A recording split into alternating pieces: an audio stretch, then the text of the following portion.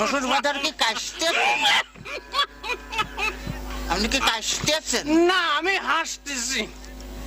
শ্বশুর বাজার, আমরা যে গাঙের ধার দিয়ে হাঁটে যাচ্ছি, এই গাং কাটিছিল কিটা? এ গাং তোর বাপ কাটিছিল। এত বড় গাং আমার বাবা কাটিছিল? হ্যাঁ, তোর বাপ কাটিছিল। আমার বাপ কাটিছিল তো এই এত মাটি ফেলেছিল কারণে? এত মাটি আমি খাইছিলাম শালারি তোরে জামাই কোথাকার। তাতে কিস কিস করেছিল না? দেখ, যদি আর একটা কথা কইছিস তো তোর মুখ আমি সুতো দিয়ে সেলাই করে দেবো কিন্তু বলে দিলাম। হ্যাঁ, তাহলে আমি শ্বশুর বাড়ি যাই গোস্ত চাবা খাবো না কেমন?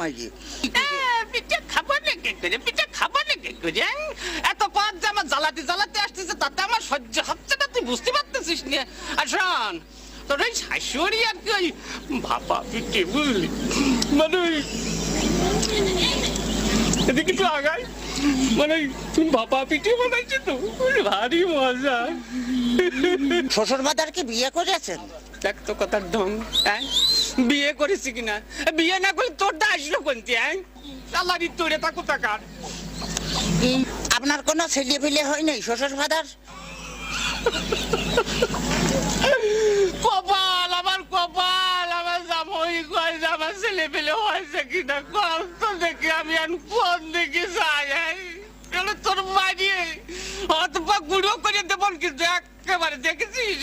তাহলে আমি শ্বশুর বাড়ি যাই গোস্ত চাবা খাবো নাকি? গোস্ত চাবা খাবা নাকি করে? এই যে অবস্থা করতেছো, তাতে তাতে তুমি বুঝতে পারছো না যে গোস্ত খাবা নাকি করে? তোর সাথে মিয়া বিয়ে দিয়ে আমি ছাই খাইছি, ছাই।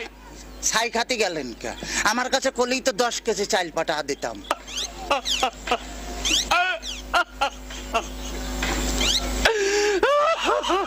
কাঁদতেছেন শ্বশুর বাজার? না, হাসতেছি, দেখতেছি। ও আচ্ছা, আমার যদি কথা কইছে তোর আমি একেবারে সাথে দিয়ে বাইরে দাঁত ভাঙে ফেলা দেবো একেবারে, দেখছে না। ওই তাহলে তো গেলাম যে দাঁত ফেলা দিলে আমি গোস্ত চাবা খাবো না কেমন? তো দোহাই লাগছে।